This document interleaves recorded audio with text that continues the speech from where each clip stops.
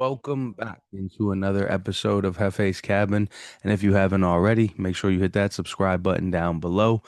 I appreciate everybody for stopping by. We're going to get into the Thursday night football review, followed by the Sunday preview for all the games this week, including Sunday night football.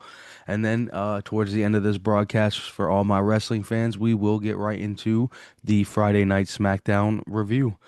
So let's go ahead and kick things off, like I said, with the Thursday Night Football review episode. The 49ers at the Rams. The 49ers won this 26 to 23 in OT. The shorthanded 49ers managed to hang on in overtime to beat the Rams by a field goal. Mac Jones had a day with 342 yards, two touchdowns. There was even a point in this game where we thought we would have to see the backup of the backup, but Mac Jones somehow he got up and he jogged right off the field. Definitely got a lot of respect out of me for that. I mean, Mac took that hit and he definitely looked like he was down and out. He immediately went for his leg, and it looked like his day was over for sure. But all the respect to that man for getting up, jogging off, and continuing that game. His old teammate Kendrick Bourne had a career day with 10 catches for 142 yards. Starting quarterback Brock Purdy definitely has to be happy on the sidelines watching his team win. But one can only start to look. Mac Jones is 3-0 at the starting position with the 49ers, while Brock is 1-1 this year. Could there be some quarterback controversy as the season continues to go on? And the 49ers, they'll travel to Tampa next week, so we'll see who will be at the quarterback position for them in that matchup. The Rams, they couldn't get things going early, but that second half, Stafford really did start to light that field up. He ended the game with 389 yards for three touchdown passes. Unfortunately, that was not enough, but it was enough to force the overtime. Puka Nacua, he finished his first game of the season under 90 yards, which is crazy to say. He still managed, though, however, to still get over 80 with 85 yards. So he's only five shy of that 90, while Devontae Adams did lead the wide receivers with five catches for 88 yards. The Rams, they will look to rebound next Sunday against a Baltimore Ravens team that is obviously definitely not themselves this year. They are definitely on some slouch stuff. So that will definitely be an interesting matchup to get into next week.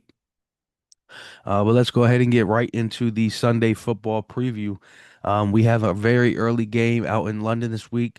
Not sure how many people will be waking up for this one, but we do have a 6:30, 9:30 a.m. game. The Vikings at the Browns in London.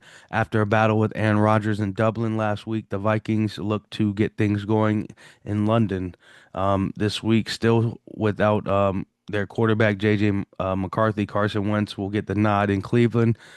I'm sorry, versus the Cleveland Browns. The Browns will be benching their veteran quarterback, Joe Flacco, for rookie quarterback, not Shador Sanders, Dylan Gabriel. Joe will also be the number two quarterback, so Shador will remain QB3. The Browns got beat down last week by the Lions, and now they will look to their rookie in London. I'm not sure how many fans outside of the Browns and Vikings fans that will be getting up and looking forward to watching this matchup. But good luck to both teams for sure. Um, the Vikings before last week were undefeated in international games. They barely lost last week's game, and with not much. Um, I, the Browns defense is very good, but Vikings, they Carson Wentz, he used to be a good starting quarterback in the NFL. I'm not sure what Dylan Gabriel is going to bring to this thing. My best bet is definitely the Browns running back Judkins to get over that 75.5 rushing yards. Um, he's hit this total a few times this year already for sure. And the Vikings have a terrible rushing defense. But I feel like the Vikings should be able to win this game in London. But I don't know. The Browns definitely do have a better defense. So defense wins championships, and may win the Browns this game. We'll just have to get up and watch. Let's go ahead and get into the regular 1 o'clock hours. First up, we have the 2-2 Broncos at the 4-0 Eagles. The Denver Broncos travel to Philly to take on the defending Super Bowl champions, a team that is a total 4 points away from being 4-0. Looks to win back-to-back games for the first time this season. This will be Bo Nick's first time playing the Eagles as well. As for Jalen Hurts, this will be a second overall time playing the Denver Broncos, winning his first matchup pretty easily, 30-13.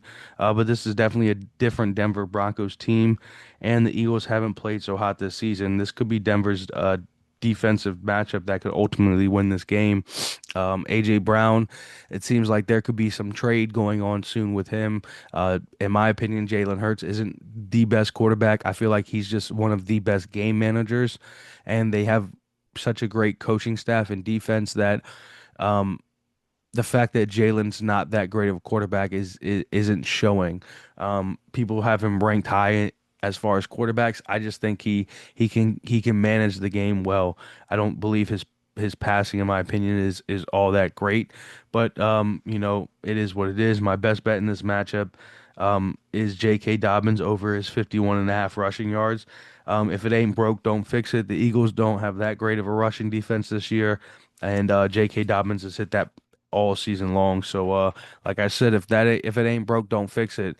As far as a winner in this matchup, with some of the controversy going on in the Eagles locker room with AJ Brown and Denver's beat defense being as good as it is, I believe Denver's defense could get the job done for Bo Nix and the Broncos this week in Philly. Philly's definitely due for a loss. They definitely should have lost some of these games already. So I believe this could be the week that they end up losing one in their own hometown. So I'm going to go with Denver to win this matchup. Into the next 1 o'clock game, we have the 1-3 Texans at the 1-3 Ravens. Last season, the Ravens traveled to the Texans and absolutely destroyed them, 31-2. With both teams at 1-3 and looking like a shell of themselves from last season, can C.J. Stroud travel to Baltimore this season and get his revenge on the Ravens, who will be without their starting quarterback Lamar Jackson? Lamar Jackson last week left that game early with a hamstring injury and now has officially been ruled out. Insert their new backup quarterback from the Dallas Cowboys, quarterback Cooper Rush, who has a 9-5 record as a starting quarterback. The Ravens have dropped their last two games, and they will be looking to get back into the win column. The Texans, um, they're seeking back-to-back wins this season for the first time. However, C.J. Stroud is 0-2 versus the Ravens. However, this is not Lamar Jackson. This is Cooper Rush. Definitely very different. My best bet for that matchup, though, is C.J. Stroud over his 15.5 rushing yards. Derrick Henry hasn't looked like himself at all this year. When they matched up last year, he had about 147 rushing yards, I believe it was, against the Texans, somewhere around that ballpark. I'm not sure if he'll hit that again. But this could be a game where Derrick Henry is definitely going to be the workhorse for sure in this matchup. So I'm not sure if he'll I think his total is at 85 or something like that this week. I'm not sure if he'll be able to break that, but I do look for him to try and get things going, especially with Lamar Jackson being out. They're definitely going to try and force feed him the ball for sure. But Cooper Rush is definitely no slouch to playing in the NFL, as he had to step in for Dak Prescott a few times in the past couple years. But I have the Texans coming out of this matchup winning this game. I don't believe Cooper Rush and the Ravens will ultimately have enough in the second half of this ball game to take the Texans down. So I'm going to go with the Texans to win that matchup. In the next 1 o'clock game, we have the 1-3 Giants at the 0-4 Saints. Jackson Dart got his first taste of NFL start and victory last week when he took on the red hot Chargers. Um, and now he looks to continue his success as he travels to the 0-4 Saints. But unfortunately, he will be without his star wide receiver Malik Neighbors, who suffered a season-ending injury last week. While Saints quarterback Spencer Rattler has started 10 NFL games and has yet to taste that first victory feel, he'll definitely be looking to get that this Sunday when the New York Giants come to town. Both of these teams are pretty atrocious, but the Giants definitely had a spark last week when Jackson Dart came into the ball game. However, unfortunately, Malik Neighbors did get hurt and he was down and out for that game. They did ultimately still end up winning that ball game. The Giants defense definitely does look a little bit better than most. They can definitely win this matchup for sure against the Saints. This definitely is a matchup that the Saints could win for sure as well. But I do believe the Giants come away cleanly with the victory. I also do love Jackson Dart over his 36.5 rushing yards. The Saints don't have that great of a rushing defense, and Jackson Dart ran all over the Chargers last week, even getting a touchdown as well on the ground. I'm not sure if he'll get another touchdown on the ground. I'm not saying he will. I'm not saying he won't, but I do love his rushing total, and I do like the Giants to continue the success under Jackson Dart. It just feels special, even without Malik Neighbors. They may not get a lot of wins this year, but I do believe they have enough to beat this 0-4 Saints team. So I'm sorry, Spencer Radler, but your um, losing streak continues here. In the next 1 o'clock game, we have the 1-3 Raiders versus the 3-1 Colts. The Las Vegas Raiders started the season off with a huge victory in New England, but since then they have dropped three straight games, and now they look to get some momentum back on their side when they travel to Indy. However, new quarterback Daniel Jones for the Colts will have a lot to say about that, especially after a loss to the Rams last week. He'll be looking to bounce back from that game. The Raiders are definitely an easy target for him. Geno Smith is 0-1 versus the Colts, while Daniel Jones is 1-1 versus the Raiders. Both these teams, in my opinion, are headed in opposite directions. Even with the Colts losing last week, I do believe they are a threat in the playoffs, or they can be a threat in the playoffs later on this season, even with Daniel Jones at the helm.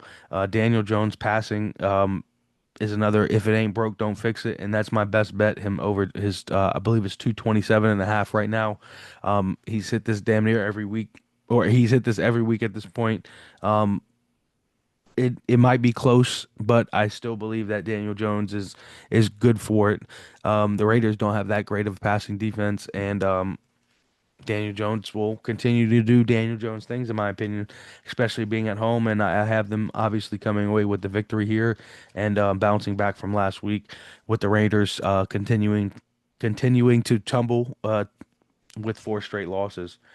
In the next matchup, we have the 1-2-1 Dallas Cowboys versus the 0-4 Jets.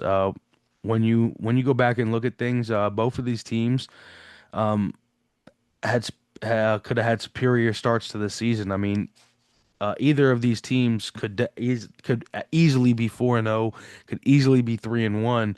But unfortunately, here we are, 1-2-1 and 0-4, with the Cowboys tying their matchup last week, which rarely happens in the NFL, and the Jets dropping their fourth straight game last week. Dak takes the Cowboys to New York to take on the Jets, whose record doesn't speak for who they are. So Prescott's going to have to try and lead the way without his star receiver, CeeDee Lamb, who is again out this week. Prescott leads the league right now in passing yards and passing completions coming into this matchup. Justin Fields and the Jets will be looking to avoid that 0-5 start that will pretty much secure them to be out of the playoffs this year. As for the Cowboys, pretty much the same thing. A 1-3-1 start will pretty much secure them out of the playoffs as well. My best bet in this matchup is Javonte Williams over his 68.5 rushing yard. The Jets haven't been that great on rushing defense this year. But as far as a winner in this matchup, it's definitely not going to be easy for either team. As I said, I believe both teams have just fumbled the ball games, and things just haven't been the way they need to be. As Justin Fields got hurt earlier in the season. The Cowboys defense just isn't what it's supposed to be, especially without Micah Parsons after that trade. Defensive coordinator didn't have much time to get pieces together and to figure out things without Micah. He only had he only had 1 week to prepare for the season. So, that's kind of unfair to him. It looked like he got a little bit of things going last week, but it's going to be an interesting week for both teams. This is a make or break game for both teams, and with this next loss, potentially out of the playoffs for either team. So we'll see what happens here. But I think it's hard. It's hard. I think the Jets might win this matchup. Without CeeDee Lamb, it's gonna be tough for Pickens to get things going. I still like the running back to get definitely get going, but I don't know. Dak's gonna have to save the day again, and the defense tends to just fumble that away. So it's gonna be interesting. It's gonna be interesting. If the Dallas was at home, I would say them, but with the Jets being at home, I'll say the Jets. In the next 1 o'clock game, we have the 1-3 Dolphins versus the 1-3 Panthers. The Dolphins picked up their first win of the season last week, but that came with a huge loss as Tyreek Hill went down for the remainder of the year. And now they will look to push ahead as they travel to Carolina, who, after shutting out the Falcons 2 weeks ago, got dismantled last week. I guess we don't know what team we're going to get this week with Bryce Young under center. The Panthers will look to get things going this week, and the Dolphins will be looking for back-to-back wins for the first time this season. Um, Tua is 2-0 versus the Panthers in his career, and Bryce Young is 1-0 versus the Dolphins in his career as well. So somebody's got to lose. My best bet is Devon Achane going over his 65.5 rushing yards. Um, it's definitely hard to pick a winner in this matchup. The Dolphins just look like a shell of what they used to be. Now without Tyreek Hill, it's kind of hard to determine who they will be identity wise. Jalen Waddle's somebody who's going to have to step up big, and I'm not sure if he's going to be able to do that against the Panthers team. Though it might be easy to do. The Panthers aren't that great, but they definitely looked great 2 weeks ago. Last week we got a different version of them. Not sure who we're going to get this week. With them being at home, they should have their home crowd behind them. So this game should definitely be a close one in my opinion. With both of these guys being where they are, I do expect the Dolphins to come in here and try and build momentum and get that win for Tyreek. So I'm going to base that off of that. I'm going to go with the Dolphins to try and pick up the pieces here and get that win. Um, and we'll see what happens there. In the next matchup, where that was the last matchup for the 1 o'clock games, we're going to go ahead and go over to the 4 o'clock hour. The first one we have is the 3-1 Tampa Bay Bucs versus the 3-1 um, at the 3-1 Seattle Seahawks. Baker, he tried to bring his magic in the last week's game against the Philadelphia Eagles, but he was unable to secure that victory uh, and overcome that first half. And he got his first loss of the season with that, and he will look to rebound against Seattle, who dropped their first game of the season. And they found a way to win three straight since then. They will look to continue that dominance and try and get their fourth straight against Tampa when they come to town. Sam Darnold, however, is 0-3 in his career versus the Tampa Bay Bucks, while Baker Mayfield is 0-2 versus Seattle. So someone in this matchup will get their first taste of victory against the other one's franchise. But who will it be? My best bet in this matchup is Jackson Smith to get over his 78.5 receiving yards. As far as a winner in this matchup, it's definitely going to be hard. Seattle is definitely a team that I didn't believe that they would be in this position where they are right now. Tampa, they've been playing exceptional with Baker under center for the last few years, and definitely squeezing into the playoffs primarily every year he's been there, winning that division as well. As far as who's going to win this matchup, Baker just seems to have this magic behind him this season, and if they didn't get behind as much as they did in that first half last week, they would have been able to secure that victory against the defending Super Bowl champions. I believe that he can bounce back this week against Seattle in Seattle. So I'm going to go with Tampa to get that victory here and get back into the win column. In the next 4 o'clock matchup, we have the 0-4 Titans versus the 2-2 Cardinals.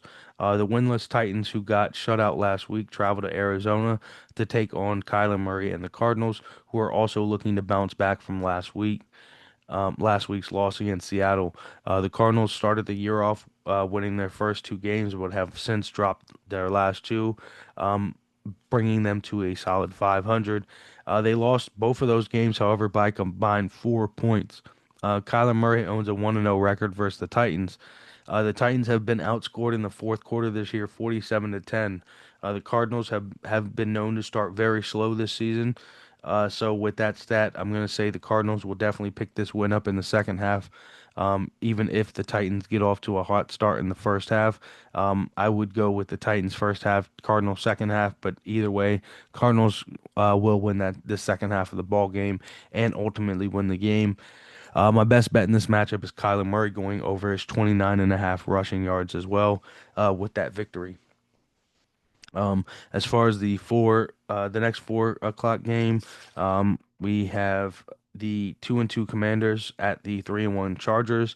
Jaden Daniels is finally back under center as the Commanders make their way to LA to take on the Chargers. Jaden has missed the last two games of the season, in which the Commanders went 1-1 in.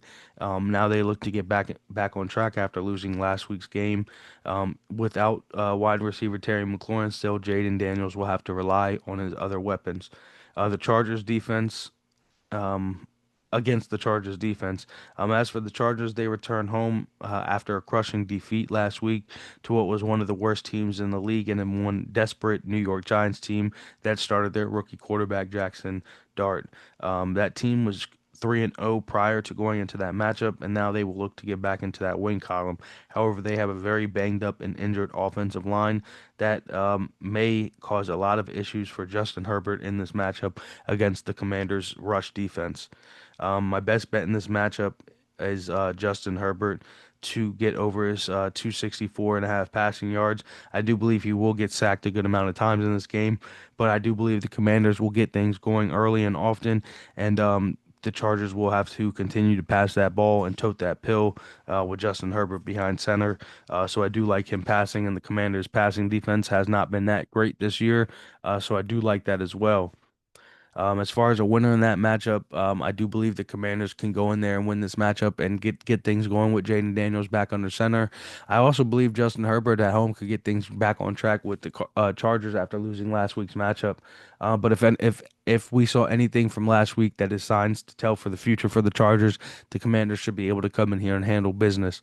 But without wide receiver Terry McLaurin, it's definitely hard to tell.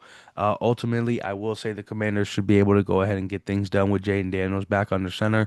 Commanders play great football, and with Jaden Daniels back, I do believe they will be able to get things done, especially after the display the Chargers showed last week and all their weak points, and with that injured offensive line as well. So we'll go with that. In the last 4 o'clock matchup we have is the 3-1 Lions versus the 2-2 Bengals.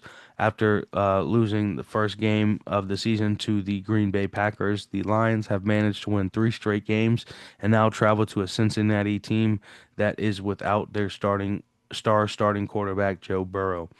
The Bengals started this season 2-0, but have since dropped their last two games without their quarterback Joe Burrow. The Bengals must find answers, and they must find answers very, very soon if they have any hopes of winning that divisional title. And to have a strong playoff run as well when Joe Burrow gets back. I'm not sure that will start here with this Red Hot Lions team when they come rolling into town. Golf is 1-1 versus the Bengals in his career. My best bet in this matchup is Jahmyr Gibbs over 75 and a half rushing yards.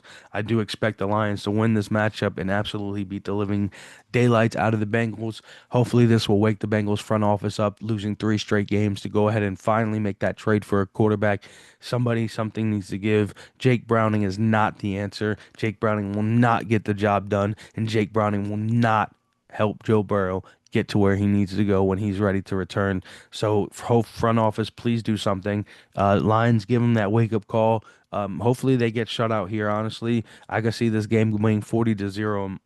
To be completely honest, I think the Lions are favored 9.5 right now. That's another best bet right there as well. That's a good bet for sure too. Lions will definitely win this matchup.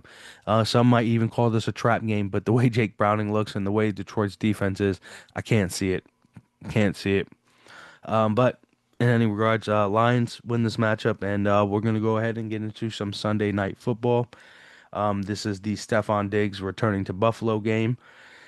The Patriots 2-2, Buffalo Bills 4-0. Bills are favored 8.5. The over and under is 49.5. The Patriots rolling to Buffalo, looking to win back-to-back games for the first time this season, and to win their second divisional matchup as well. Drake May has a 0-1 record versus Josh Allen coming into this matchup, but only lost that by 3 points, 24-21. So maybe there's hope. Josh Allen and the Bills have gotten off to one of the hottest starts of the season since their 2020 campaign when they went 13-3, losing to the Chiefs in the conference round of the playoffs. However, they did sweep their division that season as well. Can they repeat that magic against their divisional opponents?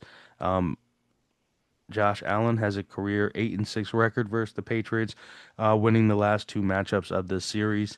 My best bet is the Patriots running back Travion Henderson over his 26.5 rushing yards.